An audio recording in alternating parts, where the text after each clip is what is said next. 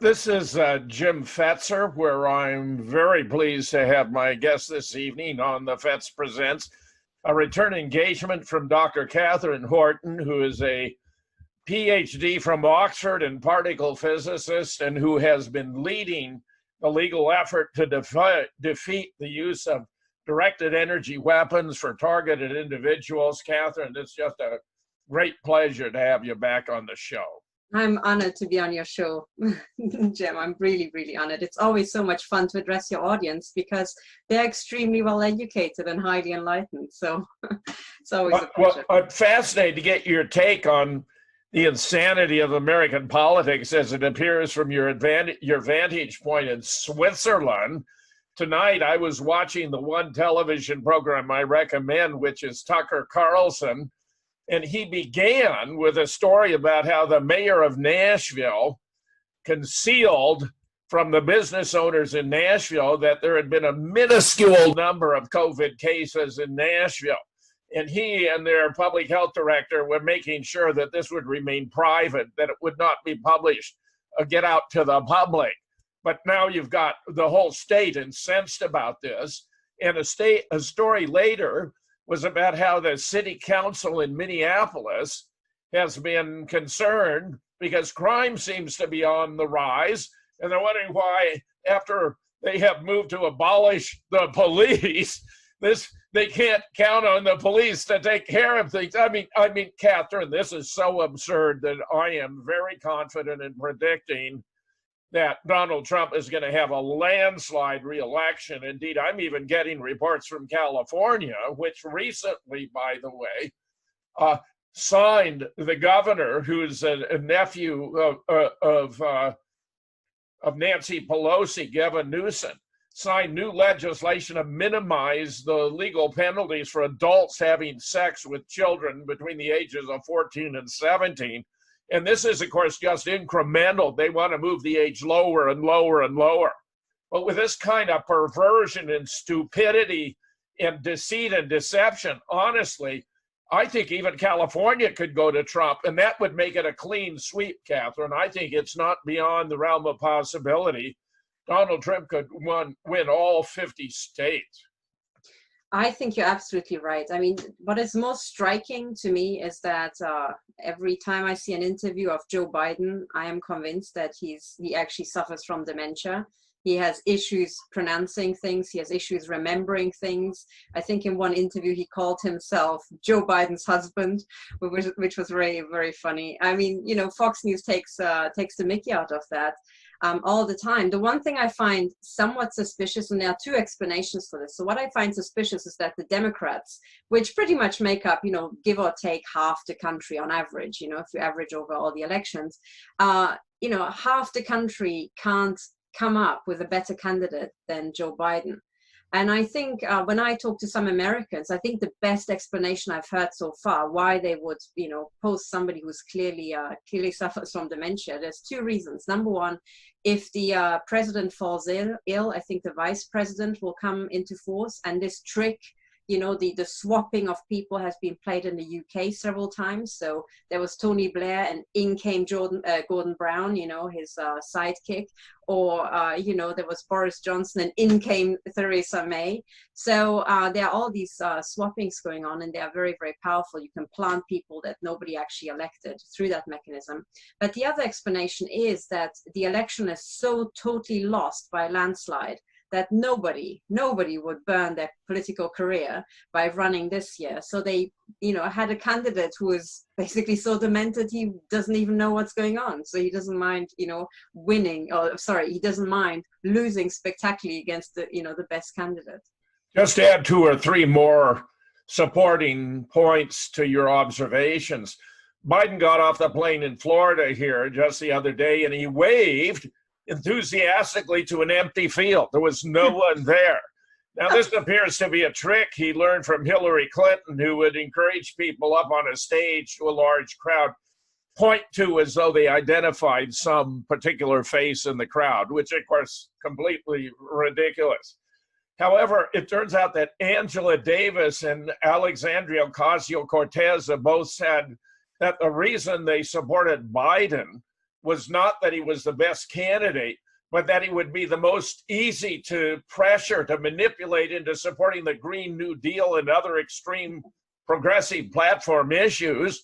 And in the third place, I mean, this Kamala Harris herself is a mediocrity. She's a very limited experience. When she was Attorney General of California, she was very harsh on prisoners. She even had proof that someone had been put on death row who was innocent and did nothing about it. She made no effort to benefit minorities in her role as Attorney General. And of all those Democrat candidates, there were some 17. There were at least 15 who moved forward after she'd already dropped out, Catherine. I mean, how ridiculous is that? So you had, on its face, 15 more candidates who were more palatable or appreciated by the voters than Kamala Harris. Not only that, but of course, she's from California. And if California isn't in the bag for the Democrats, they don't have a prayer. And in fact, I'm actually suggesting this time around, they may even lose California. Yeah, I think it's just bizarre what's going on. What I saw was just think about the stark comparison between the what was it called, the rallies, you know, the Republicans big rally outside the White House where the crowds were densely packed, you know, they were densely packed like atoms in a crystal, never mind social distancing all the way from the White House balcony to the Washington Monument. And Biden, I think his little rally had probably 20 people, and they were in white circles, I think in a Chick-fil-A, you know, car park somewhere outside a Pizza Hut. It was hilarious. Catherine, you're so right. I mean, contrasting the Democratic National Convention with the Republican was just stunning. The Democratic was very pedestrian, not well produced, didn't have very interesting speakers. Not only did they not have a unifying message, in the whole 4 days it endured, they never spoke once about urban violence. And I say that is going to be the overriding issue in this campaign, not the coronavirus, which they've been playing for all it's worth, which appears to have been completely manipulated from the beginning, and where that Nashville mayor has illustrated that the Democratic strategy is not to get the country back on its feet again, but to drag it out as long as they can. When we had the same report from the head of the public schools in Los Angeles County, which is the most populous county in the United States. And in fact, I mean, it has a larger population, I suspect, than some nations. It's just astounding. And she too was saying, well, we don't expect to be able to get kids back into the elementary grades until after the election.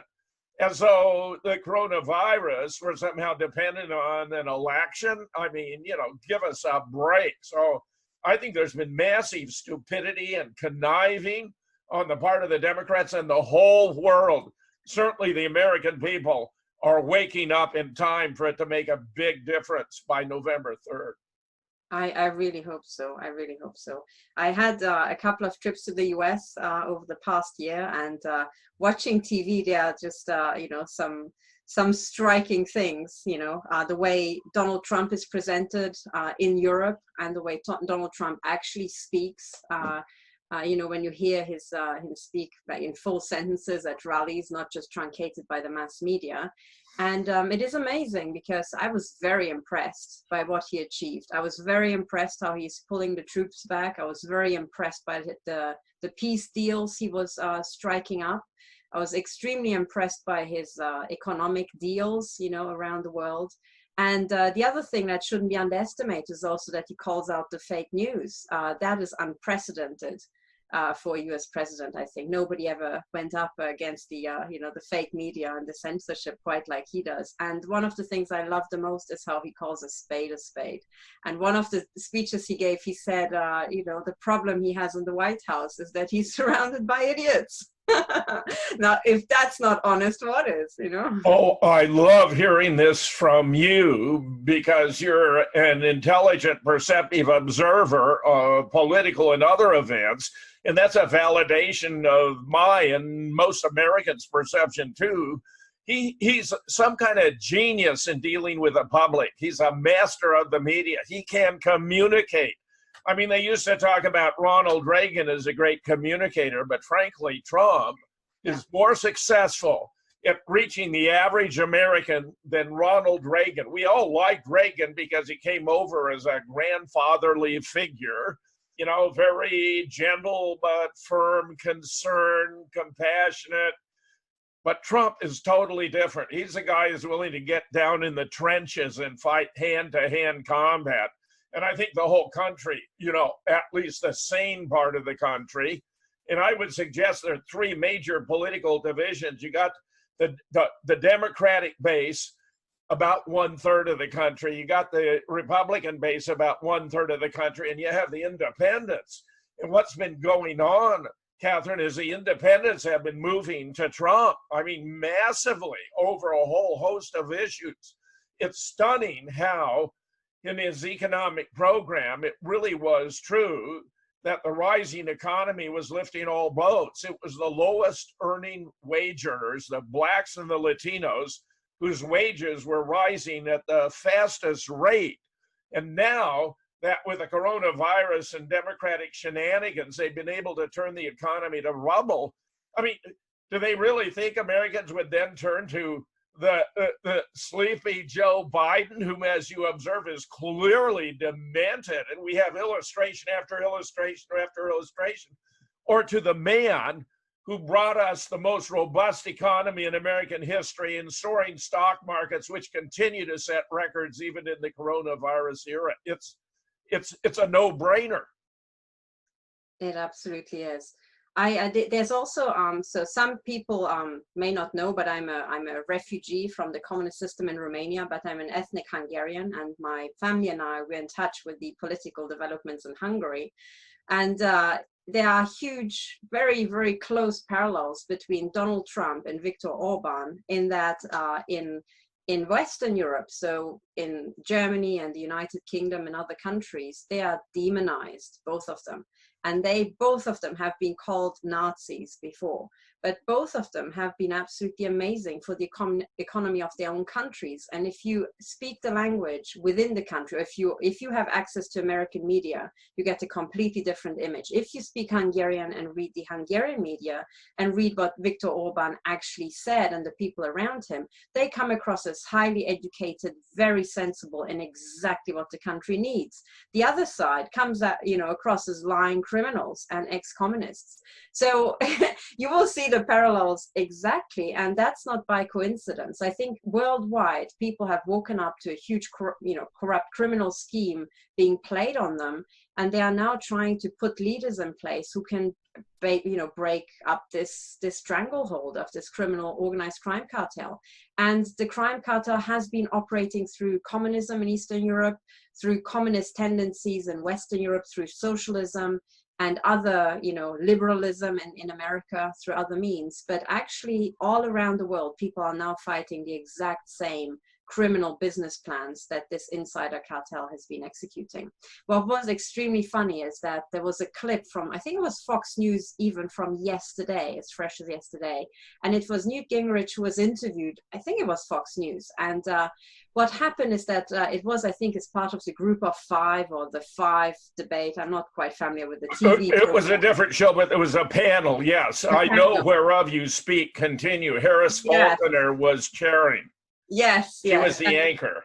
Exactly. And at some point, and it just blew my mind, I had to replay 5 times to hear that this was actually for real. Newt Gingrich said that all these protests are being funded, and even the democratic heads of these democratic states are funded by George Soros, and that his money is a huge, component in all this. And so, sure enough, I think it was actually who was she? She was the executive director of what was it called, Save America or something like that, some organization. And she cut him off and she said, "I don't think we need to bring that into this debate right now."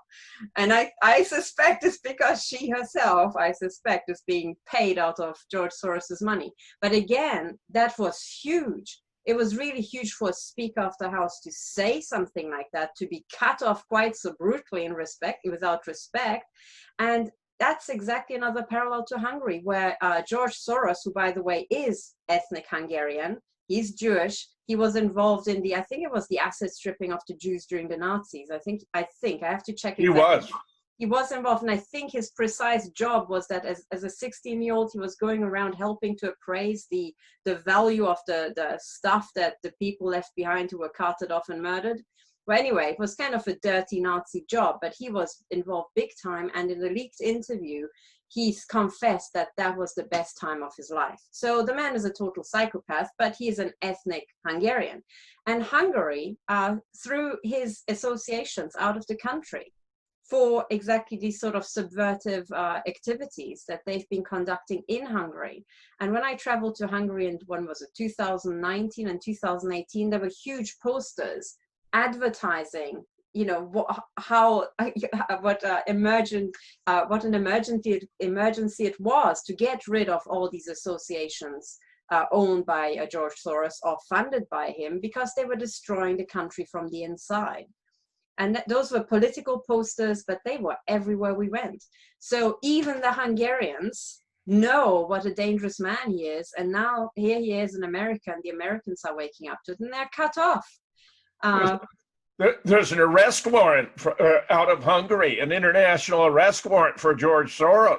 I didn't know that. That's awesome. Which would be devoutly, you know, should be executed. He's a great menace. He's a monster. You're 100% correct. He was collaborating with the Nazis. He was turning in his fellow Jews. And I'm fascinated by his role in appraising the value of their property.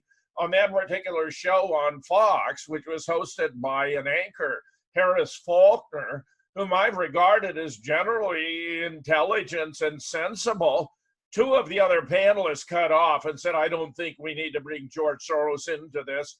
And Faulkner just said, we're going to move on, move on. But here you have the former Speaker of the House of Representatives, a very formidable political figure, a very astute political analyst, describing how George Soros has been using his money to promote the candidacy of progressive district attorneys in cities across the nation.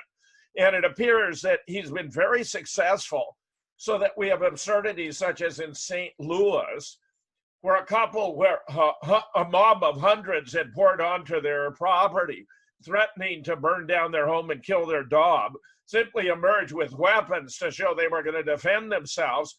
They are arrested and charged when they're merely defending themselves. We had another situation in Kenosha where this 17-year-old young man, who turns out to be very proficient with firearms, he's an EMT. He was there to aid and assist anyone who was injured when these riots were going out. And as a consequence, he was targeted by three of these thugs, all of whom turned out to have criminal records. Catherine, they were trying to kill him. He shot and killed two of them and wounded a third. One of them was seeking to bash him over the head with a skateboard. Another had a gun in his hand and later confided to his best friend at the hospital where the young man, Kyle Rittenhouse by name, had shot away part of his arm, that his only regret was that he hesitated to shoot and kill him by unloading his pistol. I mean, and Kyle Rittenhouse, the young man, was indicted for first-degree murder. I mean, Catherine, this is absurd. But you have similar things in Portland. You have them in Seattle. You have them in Chicago. This state's attorney, Kim Foxx, who dismissed the charges against Jussie Smollett for faking a hate crime, where he hired two Nigerian bodybuilders whom he knew. One was his personal trainer, Catherine. The other was an extra of the set of the show where he was the star, to attack him at 2 a.m. on the coldest night of the year in Chicago, carrying a noose and a bottle of bleach that had frozen solid. I mean, how many people are going to be out at 2 a.m., rednecks looking for a black gay actor to assault? I mean, the whole thing was absurd. We had the video records of them buying the equipment they used for this staged event from a hardware store. And Catherine, to top it off, he paid them with a $3,500 personal check.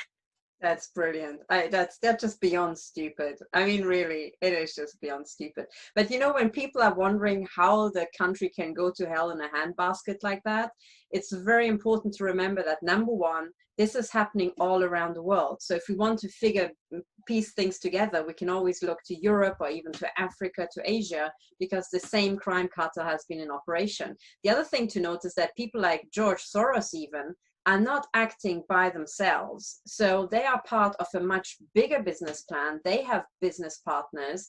And what actually matters is now, you know, people have managed to trace it back to George Soros, but they have to go a bit further to actually see the full extent of the criminality and the full extent of the danger that has to be fought right now.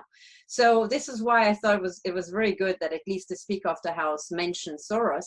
What was hilarious though is I think today Fox News issued an apology, but they only apologized for cutting him off in the most neutral fashion. They didn't say, oh, we're so sorry that we censored or we were about to censor, you know, the important financial information and subversive actions by George Soros. His name didn't appear. It was just about, oh, cutting people off. I don't think you actually are that bothered about being cut off when you're the Speaker of the House. Surely people must have cut you off in, you know, everyday politics all the time. So anyway, it was just funny. They almost made it worse by apologizing. But what really matters, and this is what I would love to talk about, James, because today is Constitution Day. I would love to talk about what I have uncovered about the, you know, the American Republic and their so-called independence and the people behind it, you know. And Catherine, I want to do that. I only want to add the following. Antifa and Black Lives Matter turn out to be the paramilitary arm of the Democratic Party. Yeah. If you were to make a donation to Black Lives Matter, it goes to Act Blue, which is a Democrat fundraising source. So if you donate to Black Lives Matter, it goes to Elizabeth Warren, Beto O'Rourke, you know, Joe Biden, Kamala Harris. I mean, it's that bad, Catherine. It's that outrageous, where they have thought they could capitalize on rioting and looting somehow to gain Black support, but it's all led to this, you know, defund the police, abolish the police, which Blacks, when interviewed, have said would be suicide. I mean, it's just the Black, the poor, need more police support because they're more vulnerable to attack than whites in suburban areas, for example. So yeah. I think they're going to lose Black support. As long ago as last December, Rasmussen had a poll showing 40% of Black likely voters were supporting Trump. 40%, Catherine. The Democratic Party can't win elections if 10 or 12 or 14% support Trump. And I do believe not only are they going to get massive support from the Black community, but also from the Latino. And that's why Biden was traveling to Florida, because all this talk about socialism, given the party's going in a socialist, Marxist, communist direction, has been alarming to those whose families fled from Fidel Castro. Personally, I tend to regard Fidel as a great national hero of Cuba for wanting to use the resources of Cuba to benefit the Cuban people. Just as Muammar Gaddafi sought to use the resources of Libya to benefit the Libyan people, Hugo Chavez, the resources of Venezuela to benefit the Venezuelan people, Ho Chi Minh, the resources of Vietnam to benefit the Vietnamese people.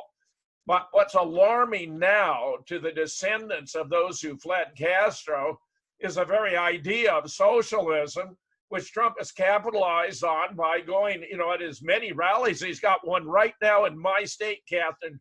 Donald Trump is here in Wisconsin tonight as we speak, emphasizing under his presidency will never let the United States turn into a socialist country.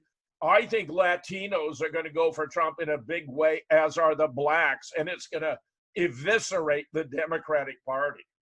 Yeah, I think so. I think so. At this point, I think it's also very, very important to remember the history of all this, because the Democratic Party and the Republicans go back to the difference between a republic and a democracy, right?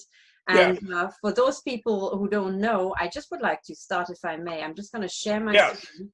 Oh, you've disabled participant screen sharing, Jim. It says, Zoom Oh, says. let me fix that up, Catherine. Let me just do that. Yeah, I would let me see if we can, I can make you, I think I can make you the host.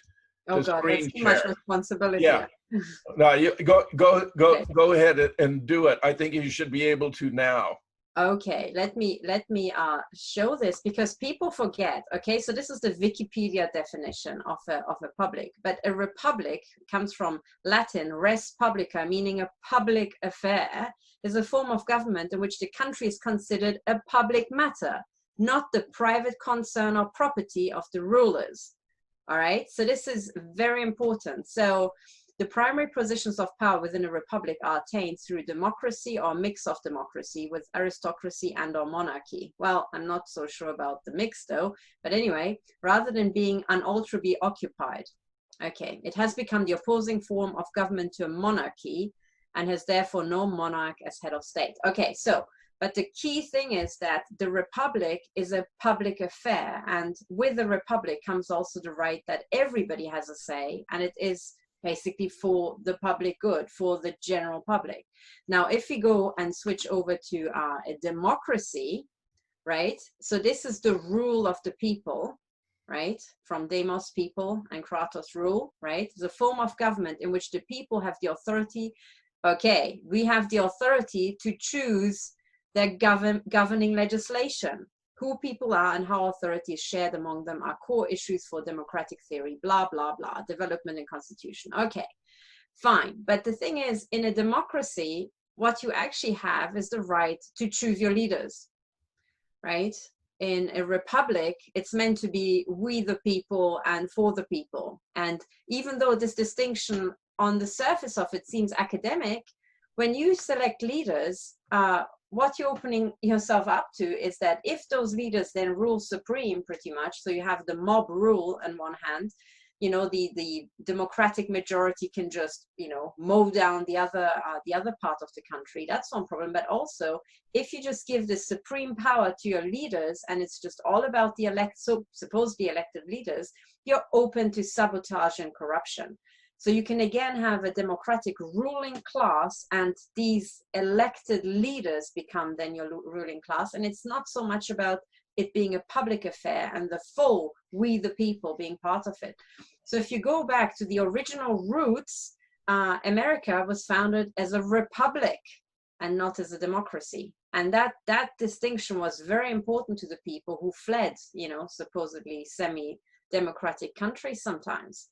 You know, so that is where it originally goes back to. Now, of course, the Republican Party has been captured just as much as the Democratic Party has. And, you know, the dynasty of the Bushes, who I'm told are actually an originally German family of the name Scherf and are deeply tied to the Nazis. That's right? correct. So the Republicans have also had their share of Nazis that, you know, sent the country to shits in a handbasket. But apart from that, if we're just talking about the fundamental issues and where we should get back to, I think it's a republic. Okay. Now, there are some founding documents, you know, there's the Constitution, of course, but also very important, the Declaration of Independence. And I always thought that they really stood as they are.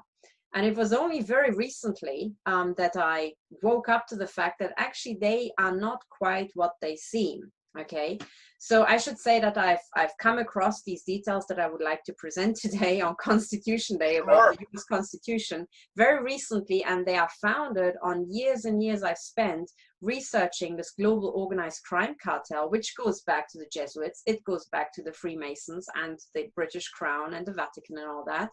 But all these associations have one common language, and that is one of secret symbols, secret handshakes, secret code words and signs, and an entire, basically, I would call it, well, how you call it, gangster talk, okay? Secret speech with which this organized crime cartel has been communicating with its members secretly and sometimes very publicly. But by having double meaning and symbols that mean one thing to us and another thing to them, they managed to be, you know, pretty much in plain sight for years and years, okay? So, but before I go into the actual details, I would basically invite your viewers to join me for a brief practice round, okay? So this is about, for those people who do not know about what I've presented about cartel signaling, or what, you know, you presented about false flags, Jim, I think we should go back and actually look at some symbols that have now publicly been exposed as being cartel signaling, so insider symbols. So let me just share my screen and start with the very obvious one. Okay, people maybe remember the Wikileaks, you know, leaking this FBI document about the secret symbols that pedophiles use to communicate with each other, to communicate their, you know, sexual preferences. And the two symbols here was this symbol here, which is called boy lover, and then this symbol here, which is little boy lover. And then the FBI has a couple of examples where these symbols even appear on coins, imprinted on coins, or on jewelry.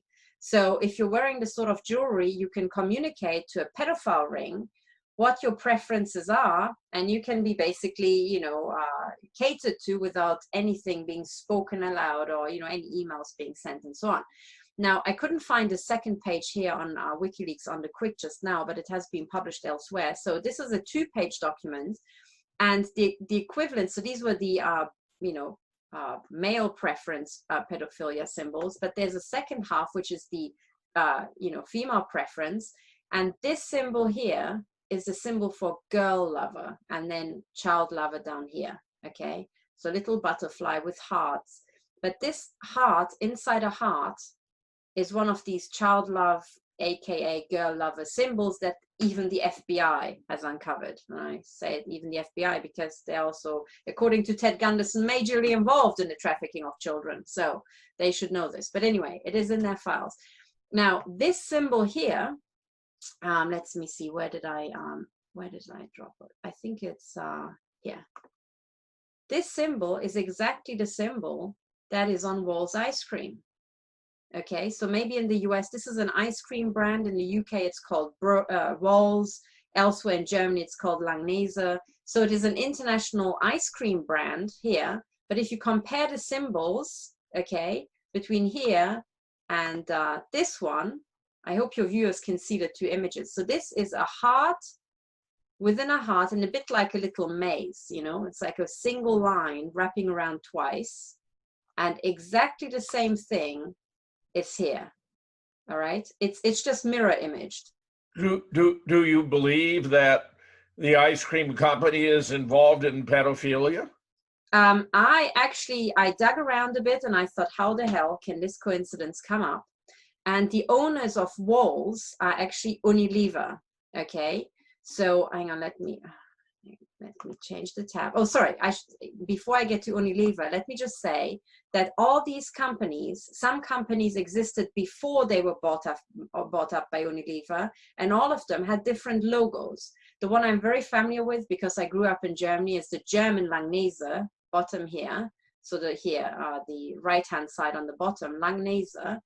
This is now their symbol, and the original symbol was this. It was an ice cream shop with this on. So it changed from something fairly neutral, right, to a pedophile symbol. And I think we all can imagine the connection between little girls licking ice cream and what that might have to do with pedophile, you know, arousal and stuff like that.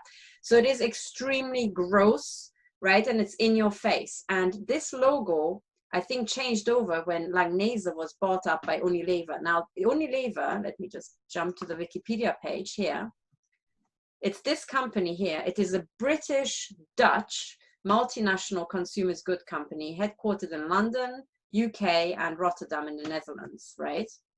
Now, this is a mega conglomerate. They do literally everything. But what I dug up is that their CEO, right, was one of, I just can't find it now on the quick where the CEO is. But if you dig around a bit, what I remember is that I traced the CEO back to the Bilderberg group. So the CEO is a Bilderberger. So he's a part of a much, much bigger cartel. And those people who remember the capture of the American media map, I can just bring that up very, very quickly. If people just bear with me, it was the Swiss Propaganda Research Institute. Yes, here we are. Where is it? Let me go to this website. So those people who don't know the Bilderberg group, the Bilderberg group has been identified as the people who have bought up American media. So this is the American media empire, right? And if you look at all these names, they are involved with the Bilderberger meetings here, the Council on Foreign Relations and the Trilateral Commission, okay? So if you like, these are the pictures of the people, and down here you have the individual names. But up here at the top, you have the media brands that they own. Fox News, all the others are in here too, The Economist, and so on, right? All the American media. And up here is what the networks that these people belong to. Okay, so the Bilderberger meetings is one. Now, this, ladies and gentlemen, is the international cartel. Okay, so that's the cartel structure here in media. But what I was saying is that the CEO of Unilever is tied to the Bilderberger meeting. So it's the same organization that captured your news media, is the one that captured these things, and mysteriously is tied in to, you know, pedophile symbols appearing on children's ice cream. Okay, so I think that is the connection. Now, why would they do it? Well, it's internal signaling, and you know, it's something you sell to kids, and basically they plaster their internal, you know, images absolutely everywhere. Okay. Now, but what I wanted to say is that, so you see cartel signaling. Remember, this is a practice round. I just wanted to show and demonstrate to people that there's, you know, this organized crime cartel shows up everywhere around you. Most of us just didn't know that this was the pedophile symbol for girl lover, okay? Otherwise, we would have been horrified and never ever bought a piece of ice cream from these people. But most of us do not know this. The cartel insiders do know it exactly. They have an entire dictionary of double meanings in words and symbols. And I'm told by insiders that animals have a double meaning, colors. People probably know the butterfly. It's a symbol for monarch programming, because there's something called the monarch butterfly. So people who are mind control victims are sometimes labeled with the monarch butterfly, because they underwent monarch programming. So there's all these internal symbols, but I wanted to show another set, which is quite, you know, quite shocking. A victim of one of these programs, Kathy O'Brien, has a book entitled "The Transformation of America," about the butterfly program, and discusses how many prominent politicians, including George H.W. Bush, who actually took her daughter when she was quite small for her sexual initiation, and Dick Cheney and other prominent figures in the government were deeply involved in the exploitation of children. I mean, it's truly, I mean, it opens your eyes, but it's truly disgusting beyond belief. It is truly disgusting beyond belief. And what was the most horrifying for me is when I woke up that this was all around us all along, and for decades I was ignorant and blind. I was walking past these Walls ice cream signs, and I had no idea that behind this mega conglomerate must be a mega child exploitation industry, just like with Disney and what people are finding out with Disneyland and secret tunnels and pedophile shenanigans and all that. So yes. And this is why I would like people to understand, because if you're basically like Joe Bloggs or Catherine Horton, you know, 8 years ago, you have no idea. And the sheer scale of this will just, you know, slap you in the face so hard you will be pretty much unconscious for 2 weeks, you know, in a metaphorical sense. That's what happened to me. So what I'm trying to get your viewers is to just take them by the hand and walk them through a couple of examples before tearing down their beloved US Constitution, okay? So let me do one more example, which absolutely everybody should know, okay? And that is that of Starbucks, all right? So on the right is the modern Starbucks logo that is all around us in all the cities of the world. And on the left is the original Starbucks logo with which the company started. Now, if we first of all start with the one on the right, most of us just walk past it, you know, don't think about it. But if you just really look at it carefully, what you should spot is at the top, the Satanic pentagram. But also, you know, you can guess that this is a mermaid, okay? But hang on a second, because mermaids have one fin. So why is this mermaid holding up two fins? Well, this mermaid is spreading her fin for you as she's looking at you. So that is, again, a very perverted symbol, okay? Now, if that's not quite obvious, if you go back to the original mermaid, you can see that this woman is spreading her legs or her fin or whatever, right?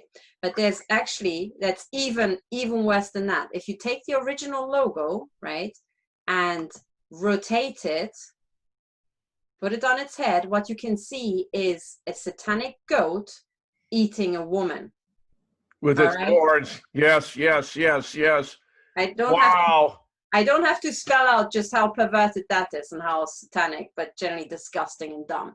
But anyway, so now you know this. The original logo on its head is actually this. It's the satanic goat, right, eating a woman. Next time you walk past a Starbucks, you know, once you see it, you can never unsee it. So every single time I walk past a Starbucks these days, I just go, look at the mermaid, right? So I just can't bring myself to buy any coffee from these people anymore, okay? I think I've only been into Starbucks once, I can recall. My publisher in Chicago took me to a Starbucks for coffee when we were talking about one of the books of mine they were publishing. I've not been hooked on Starbucks for any reason, but now, I mean, that's really fascinating, Catherine. Yeah. I was totally oblivious of what you've just described, and yet it's so blatant. It is blatant. So obvious. And I challenge you, Jim, and all your viewers to walk past a Starbucks without actually smirking, okay? Because once you notice, it's just ridiculous. Funny enough, if people watch the film called Idiocracy, which I really encourage everybody to watch because it is a documentary, you know, halfway through the film, most people think, why the hell am I watching such trash? Wait for the end, and then just wait for the weeks and months after when you can quote the film. But actually in the film Idiocracy, Starbucks has become basically a chain of brothels, okay? And going and buying brothels, yes. And basically, you know, buying a latte is code for getting a blowjob or a hand job or whatever. But it's actually highly pornographic. Now, the people who make the film, I actually like a latte. I mean, you know, I'll have a French vanilla latte, but I never thought of the Me too. And then I watched, you know, I first uncovered this thing about the Starbucks logo, and then I watched Idiocracy, you know, and then it was even funnier. You know, now I just can't even walk past the shop without laughing, you know. But anyway, wow. It is hilarious, but it always involves sex. It's always highly pornographic, quite disgusting, and it's just always very weird and in your face. But the reason for that is that behind the scenes is a huge sex and death cult. So sex and death are their two main products. You know, I always say that the Masons and the Jesuits have two business plans, and that's fucking and killing. That is their staple business plans that they had since the Roman Empire, and they still have it to this day. So their cartel signaling typically involves sexual matters. Actually, as a bonus material for your viewers, I would like to bring up one more something I discovered very recently, and that is the link to, oh God, people will love it, I hope. Let me share my screen and introduce you to Erasmus, okay? Erasmus of Rotterdam, a Dutch philosopher and Christian scholar. Here you can find his Wikipedia page. But what is important is the painting of Erasmus, which was made in, hang on, this was painted in, I think, where's the year? But anyway, it was at some point in the 16th century by Holbein, a very famous painter who painted this, okay? Now, if you look carefully at this image, let me open it in a new tab and blow it up for you here, okay? What do you see in the top left corner next to Erasmus? You see the same mermaid, right? Well, actually, this is an angel, but the angel, which is clearly female because she's breasts, you know, her legs are again being spread in the Starbucks style. So what you see here is cartel signaling. It's this ancient organized crime cartel that's a sex and death cult. And famous people, you know, who we revere to this day, have been in it. That's why they were so famous, that their fame, you know, survived all these centuries. So when you see it, and this is exactly the same symbol, you will actually recognize it in other sculptures and paintings. If you travel Europe, you will see other people who were in exactly the same sex cult, right? All of these people are related, and they're all part of the same club. So what I want to show your viewers is that this is going back centuries. This painting is from the 16th century, and the same club had already famous members back then. Okay, now after this exercise, I would like to get onto the main thing. And now there's a more ancient logo, and I hope people have, you know, kind of kept up. And actually, there's one more logo that I would like to show, and that's that the one of Alfa Romeo. Okay, because the Alfa Romeo logo is, people have to see that one. Yes, there we go. I'm just trying to find a sufficiently big one. Yes, that's it. Okay, so the Alfa Romeo logo is the third and final example, practice round, that I would like to show your readers before I dive into the main thing. So this is the car company, Alfa Romeo, and their logo has pretty much all the main symbols of the global crime cartel, the top symbols. The top symbols are that of the snake, okay? And you can see the snake is again eating a human being. That's the satanic element. So the snake represents Satan, the satanic element, and it's actually eating a human being. There's also the crown above the snake's head. And then on the left, people will recognize this as the sign of the Knights Templar. But it's also the flag of, I think, the flag of St. George. So the original English flag, okay? Now, what's the connection between the English and the Knights Templar? Well, a lot of Knights Templar fled to England and set up, you know, temples, which are preserved to this day. The Inns of Court, I think it's the Middle Temple, is right next to the temple of the Knights Templar. The Inns of Court, where all the lawyers get their degrees and are associated with, you know, one of four inns, I think. So the UK is connected to the Knights Templar, but the Knights Templar were the mercenary army of the Vatican. Now, the Vatican itself is representing itself as the snake, right? And that's obvious in Nervi Hall. Okay, so I'm taking people through a lot of history here, but you need to understand that this is all the same club. So Erasmus with the little lady, you know, painted next to him, who's spreading her legs. Starbucks mermaid spreading her legs, that's the same club.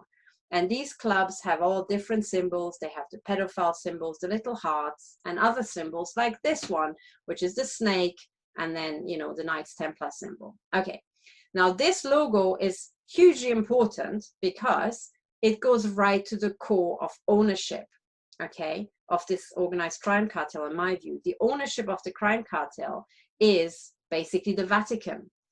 But the Vatican has been set up as a private corporation. Many people don't know that. You know, if you watch the film Angels and Demons, you know, the Dan Brown novel, it's even publicly, in the film, they even claim that the Vatican isn't a corporation, you know, it's a country. No, it's not. It is a corporation. And what underlines the whole structure is a corporation according to canon law or church law. Now, what I'm going to say to you know, your viewers, and this is based on my research and trying to puzzle it together bit by bit, is that when we're talking about the British Crown, we're not really talking about the British royal family. We're talking about the British branch office of the Crown Corporation. Okay, very important. And the Crown Corporation, in my view, is the underlying organizational structure of the Vatican and the Vatican networks, okay? This is hugely important because in the 14th century, the Vatican had a bunch of papal bulls that said that the Vatican, or the Pope and the Catholic Church, own everything on planet Earth. They own all the land, they all own all the people and all the animals.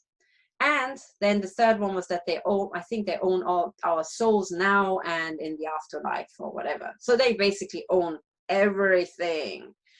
Now, if you own everything, you have to put all this somehow into some corporate structure, corporate ownership. And in my view, that is the Crown Corporation. Now, with this background, okay, I hope people could follow me up to now. I would like to show you another logo, and I would like to decipher it with your viewers, okay? So this logo, hang on, let me find it. Here, yes. Now, this is a logo, this is a corporate logo, okay? And it is made up of different parts, okay? If you have seen Cartel-Signalling and stared at it over and over, you will recognize in the middle the cross that you saw on the Alfa Romeo sign, right? The cross of the Knights Templar. And you will recognize the letter C and another mirrored letter C, although it's a bit wonky and arty, okay? But you have C, C, and the cross of the Knights Templar, okay? Now, I say that this logo stands for Crown Corporation and basically the Knights Templar, you know, aka the Vatican military arm, you know, the Vatican conquering army, okay? So that is the logo. Now, do people recognize this logo? Because this logo, right, you do recognize it doesn't look like a letter. I mean, sometimes if you squint, you think, oh, that looks like a H. But a H doesn't have this line in the middle, right? So this is not a H, ladies and gentlemen. This is a C, another C, and the cross in my view, okay? So Crown Corporation and then Knights Templar, okay? A logo somebody made up, a corporate logo. Now this thing, I'll show you where this logo actually comes from. Let me share my screen and show you the original. Ladies and gentlemen, oh, hang on. Catherine, just for clarity, the Crown Corporation encompasses or is organization of the Vatican in terms of its complex array of structure and organization and assets? Yes, I think that is the case. I think that is the case. So the crown, so here in Europe, people talk about the British crown, the Danish crown, and whatever, the Norwegian crown, and so on. Now, if you really think about it, for example, the British crown, right? They do not mean, typically they think they mean the royal family, but really they are talking about a much bigger structure that outlives any particular royal family, okay? Now, the question is, why would you make reference, you know, instead of just saying Queen Elizabeth or the monarch, the queen, why don't you say, oh, it's the queens? They don't say it's the queens, it's the crowns. Why? And why would you name something after a piece of bling on the queen's head? Isn't the queen more impersonating the ownership than the crown? The answer is no, it's not. It's not. The crown is the real sign of ownership, and the queen is basically just the CEO of the branch office. Okay? So, for example, in the UK, you have got the Crown Prosecution Service.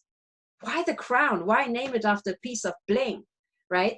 And what that is, it is deception. If you like neurolinguistic programming or just plain bullshitting the people, to make them believe that actually the queen has all the power. That's not the case. It is the crown that has the power, which is this corporate structure. Now, in the UK, you can really bring this into focus if you look at the City of London. The City of London is a square mile at the heart of London, but it's extraterritorial. It has no, it's not part of the UK, and the Queen has no rights over the square mile. She doesn't reign nor rule in the square mile. So who are the real owners of the square mile? And the square mile includes the Knights Templar temple, right? The Middle Temple and all the Inns of Court are there. You know, a large part of originally of the press was actually there. Fleet Street was inside the City of London.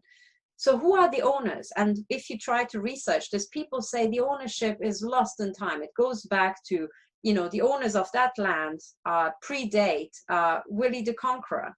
So it goes back before 1066. Now, who has significant power that's more power than the rulers of England before 1066? There's only one candidate, and that's the Vatican. Okay, so in the UK, you have this dichotomy between the Queen, the royal family, and the crown. And in the UK, people refer to the crown, and they assume in your head you'll make the leap and just assume it's the Queen, which most people do. But if you think about it, it's not the Queen.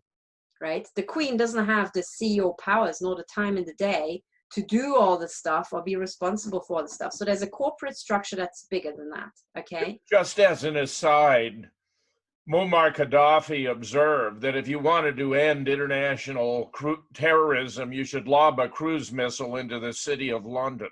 Correct. I think he was absolutely correct. Yeah. Yeah. I would also include the Vatican and Washington, D.C., because they're actually part of what's called the three-city state, 3 extraterritorial areas. So the Vatican is not part of Rome. It's its own country. The City of London is not part of the UK. And most people don't know that Washington, D.C., including the territory that Congress sits on, is private property. And I think it will actually fall under the exact same structures as the City of London. You know, lost in time. Oh, God, you know. So if you travel through London and go into the City of London, there is no visible, well, actually there is, but there is not a recognizable city boundary. If you travel into Washington, D.C., there is no discoverable city boundary really as such for normal people. But yet it can be a foreign country, you know. And there are examples for this. For example, in Basel, you've got the Bank of International Settlements, the central bank of central banks. The territory it sits on is extraterritorial to Switzerland. If you go in there, you are in another country. You're not in Switzerland, okay? So this administrative trick has been played many times over. But what I really invite your listeners to do is dig around and, go to the library, dig around, and try to find all the information you can about the crown or the crowns and its relationship to the Vatican. And I think you will come to the same conclusion. Well, I think it's fascinating, as you observe, that you have the Vatican, the City of London, and Washington, D.C. all being extraterritorial, not part of the larger entity within which geographically they are located. That's really a fascinating point. So I mentioned the 3-city state where I connected the City of London, the Vatican, and Washington, D.C. Now, if you look at the flag of Washington, D.C., it is this: 2 red lines and 3 stars. And the 3 stars stand for the 3 satanic locations, City of London, Vatican, and Washington, D.C. That's the flag of Washington, D.C.? That is the flag here. It is flag of Washington, D.C. Catherine, I've never seen the flag of Washington, D.C. before. But it's in all the license plates, Jim. That's fascinating. Exactly. And that's exactly what I mean. So your viewers have to wake up to these ancient connections that connect them to, old Europe. And everything, has a meaning. And it has been around us all the time. Like the Washington Monument, this massive obelisk. There's an obelisk in the City of London. It's called Cleopatra's Needle. It's actually been, dragged there from Alexandria, I think, on ships. But that connects them back to the pharaohs, the pharaonic bloodlines, blah, blah, blah. But there's also an obelisk in the Vatican. So, but again, right, let's go back. So this is the background. And what I would like to say to your viewers is look into this, because this shit's real. It's all around us, and it has repercussions for today. Exactly today, and for the coming year, and for the coming elections, and for the path that the US is going to take, okay? Because what I would like to say is the following, okay? I remind you of what the logo looked like, and now I would like to reveal where this corporate logo appears, right? So remember, C with a cross in the middle. It is not a H, okay? It is not a H, it's something else. It's made up of different parts. Now here is where this logo comes from, and I hope you will see what I mean then. Let me share my screen. Oh, hang on. Let me bring it up. Okay, so everybody has it still in their mind. I just want to jump to the right image here. Okay, now let me share my screen. So ladies and gentlemen, that corporate logo that I just explained to you, the CC with the Knights Templar, that was not a H, appears here. Do people recognize it? Right there. And this, ladies and gentlemen, is the unanimous declaration of the 13 United States of corporate logo, America. Right? Oh, there it's supposed to be an A. Supposed to be. It's a very artful A. I mean, it's a very decorative, and clearly it's actually not an A or not an obvious A. It looks much more like an H, as you're suggesting, but actually the C of C, the Crown Corporation, actually. The Crown Corporation. Now, the thing is, okay, and I will explain to people how I even chanced across this, okay, because I wasn't born with this insight in my head. Now, the trick that's played on everybody is that you see what you expect to see. Okay, so you color it in, you just do a little, little gaps. So when people say the Crown Prosecution Service in the UK, people think, oh, the Crown, the Queen wears a crown, so they mean the Queen. No, they mean the Crown Corporation. Here, you expect to see an A, but really it looks like a H, and it's nothing like a H. And it most certainly is not an A. I have never seen an A like that. So if you actually really look what's on this page, that's the very page that was actually signed. It's the United States of corporate logo, like the copyright symbol with the C inside. It is copyright symbol, America. So you are all Americans, my dear Americans. So the joke is that when you have, when you say American, it's a American. When you're American, you are a American, okay? And you are all under corporate ownership by the Crown, aka the Knights Templar. All right? Now, what's so funny about this, right, is that you might think, okay, this is, arty-farty T and D's and A's, okay? But also another thing that you should immediately jump out from this page is that Congress is capitalized. Now, in these old documents, what was capitalized were corporations, the names of corporations. So what it actually says here is that in the company called Congress, on this date, there was a unanimous declaration of the United States of corporate copyright symbol, America. Right? Why is it so on your reading, yes. On your reading, yes. I'm fascinated by this whole thing, Catherine. Just lay on. Now, so the thing is, you might think, oh, this is a bit odd, right? But if you think about it, and this is where it's really buried, right? If you have an important document, state document, right? Why would it be such a higgledy-piggledy, big letters, big little capitals, big capitals, then different sort of capitals, then, wonky Gothic, print? Why not have the same font? Why? And it's because they are trying to pull off a fraud. Now, if the fraud succeeds or not is up to the American people. Okay, but all I want to show you, today's Constitution Day, so I don't want, sorry to rain on everybody's parade today, but what I'm trying to get across to everybody is that there is a massive criminal conspiracy and corporate business plans attached to the foundation of America. And unless people wisen up to these actors like George Soros, who I said is tied to the Bilderbergs, and the CEO of Unilever is tied to the Bilderbergs, right? And the CEO of Unilever, and Unilever is in charge of or responsible for these, pedophile logos on children's ice cream and so on. Unless people wake up to this big global conspiracy, criminal conspiracy by very rich people, they will be led up the primrose path over and over and over. Okay. Now, the other thing I would like to point out while we're on this is that, so first of all, you've got Congress as a company, really, the company of Congress. You've got, corporate logo America.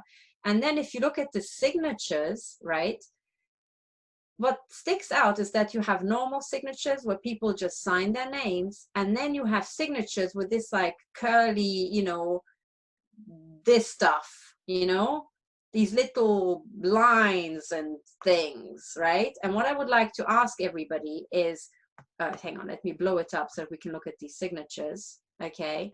Now I'm asking you, which self-respecting male would have these like lines, little girly lines under the signature? And several of them have it. This guy has it, Morris has it, this guy has it, and this guy has this like, circle. And then this guy, John Hancock, has it. He's also got a little drawing there. What is it with these people and these like, these lines. Now, what I'm going to say is the following. I came to the conclusion that these lines all mean stuff. Number one, wiggly lines on the first instance in cartel signaling most commonly mean the snake, a symbol of the snake. Something is winding its way, okay? The second meaning is when you have this is the eternity symbol also, you know? But this is the sign for eternal revolution, okay? The eternal revolution, right? Another Masonic symbol, right? But then if you look at John Hancock himself, right? He has a little globe, right? And two lines, like a band that stretches the little globe, okay? So you will see exactly the same sign in paintings of Napoleon where he holds a globe and a gold rim goes around the globe. Now what that means is they are global power. They are holding the globe in their palm, okay? But what you have to do, just like with the Starbucks logo, is you have to compare many, many, many images to actually cotton onto this that there might be a second meaning, okay? So what I'm actually saying here, and this is what I'm alleging, and I invite all your viewers to follow up on this, do their detective research, and see if they come to the same conclusion. I would like to submit to your viewers and you, Jim, that John Hancock was a globalist. He was a globalist. He was part of a global club that is related to the Vatican snake and global power.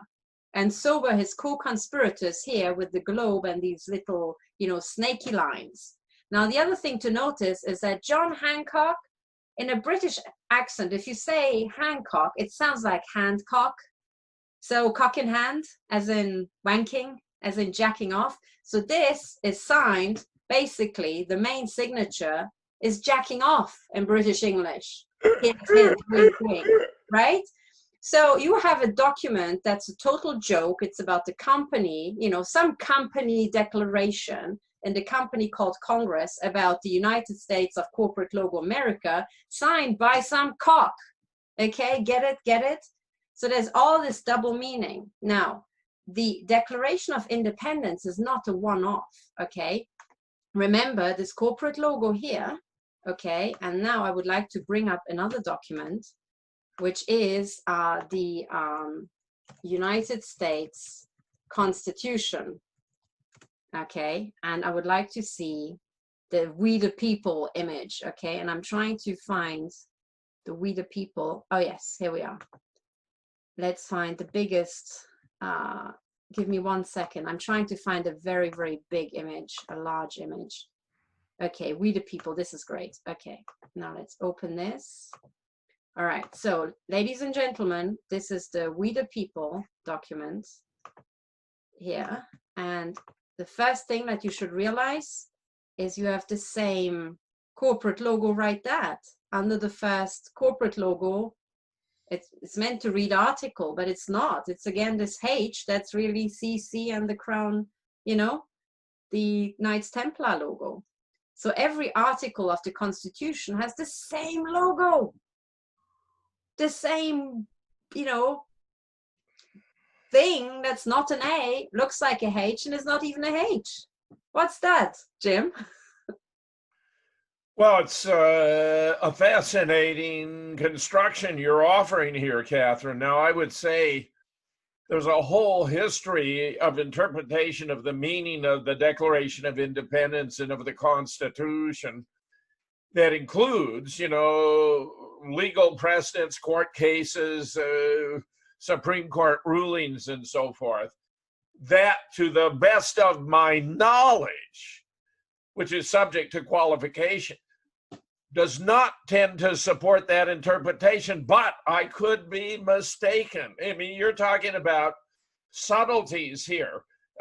There's the philosophical point to be made that any finite string, you know, any string of what we normally think of as meaningless marks or syntax is theoretically amenable to infinitely many interpretations, depending on, as it were, your dictionary, whereby that particular string could be defined as in interpretation 1, 2, 3, 4 endlessly, so that, you know, obviously you're offering one of the possible interpretations. The question becomes whether it is the most weighty or well supported by contextual, historical, and other considerations.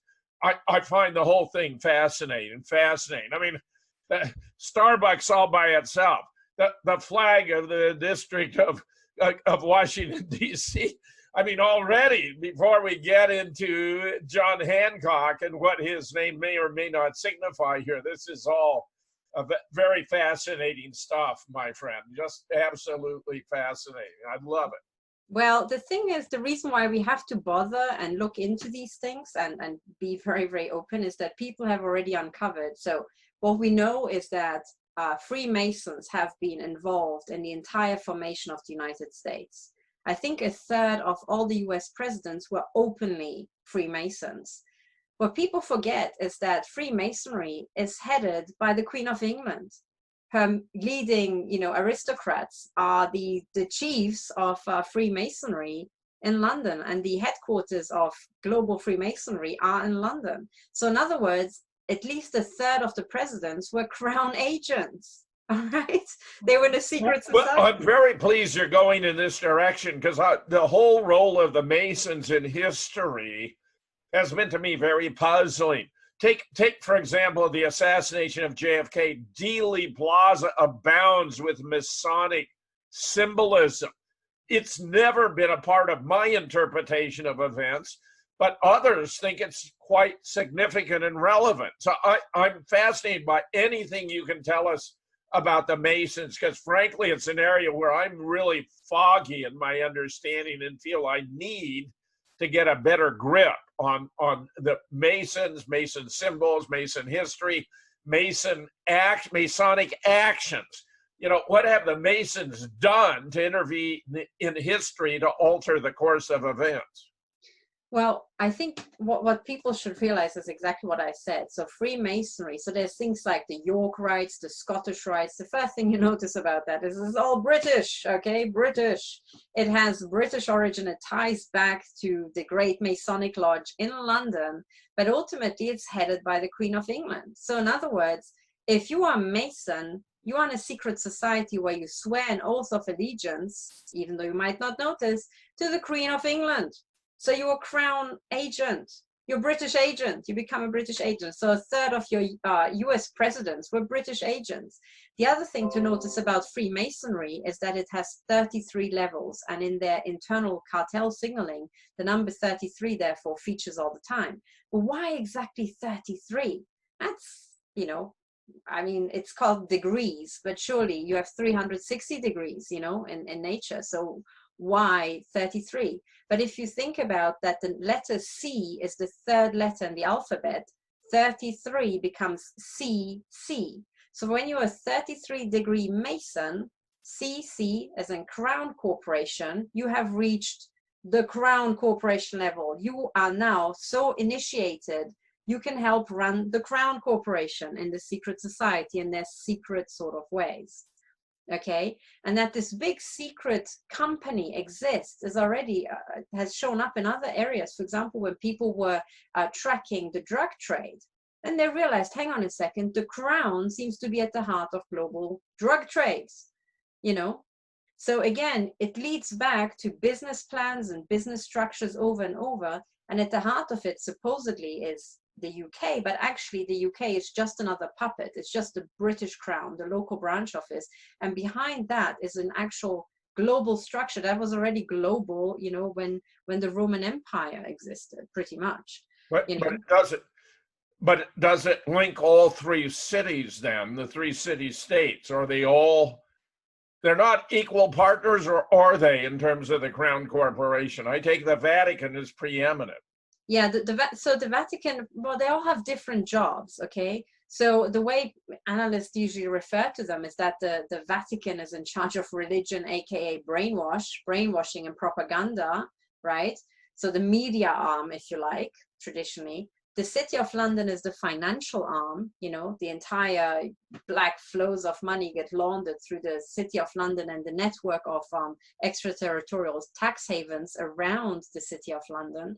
And then Washington is the power arm. You have the Pentagon, the satanic pentagram in a building, and all the satanic big business plans and asset stripping schemes around the world are run through the Pentagon.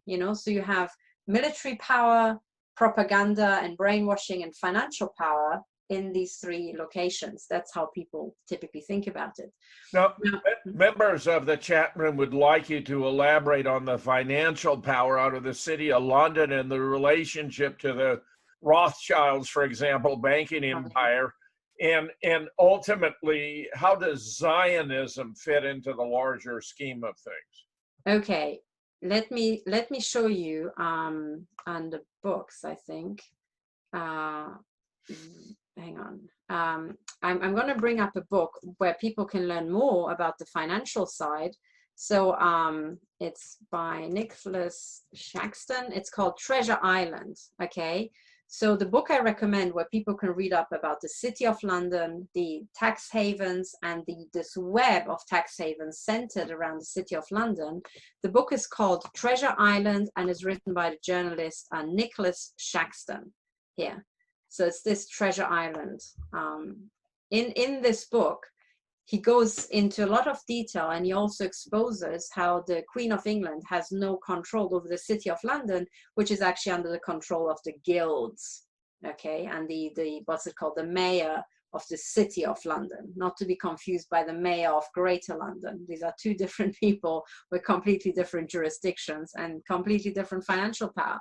So Treasure Island is a book where you can read up about it. I think he also has a lot of references. So just looking at the subtitle, tax havens and the men who stole the world. Stole the world. I thought it said rule the world, stole the world. Very interesting. Yes. So that's really a major contribution to understanding how things really work.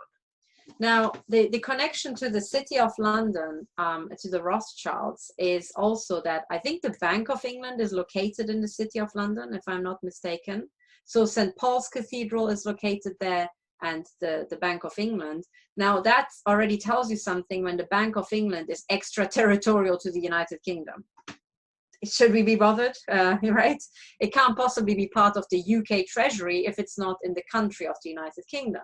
So the Bank of England that steers the fiat currency of the UK is part of this territory that seems to be owned by the Vatican and is under the stewardship or the trusteeship of the guilds.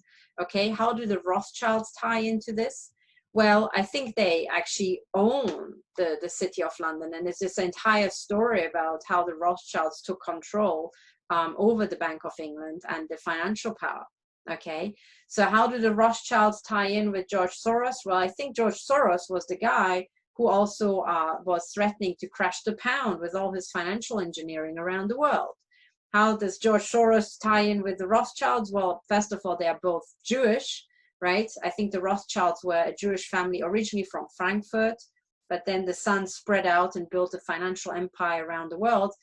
People say that they can be considered the Vatican trust managers, if you like, the asset managers of the Vatican, okay, the bankers of the Vatican.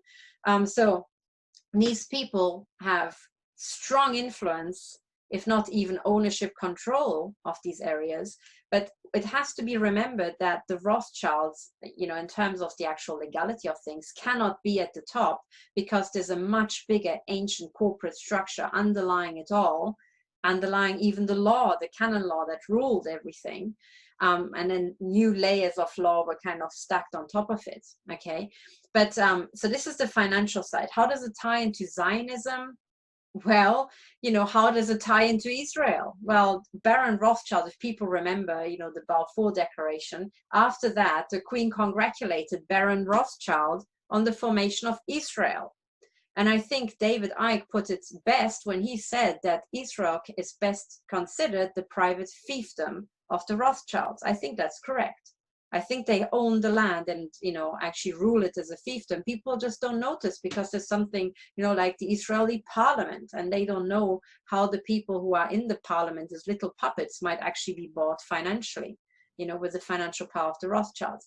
But there's also something that ties back to cartel signaling. For example, I think it's the Supreme Court of Israel, which has all the satanic cartel signaling and satanic symbolism and the all-seeing eye and this sort of stuff, you know.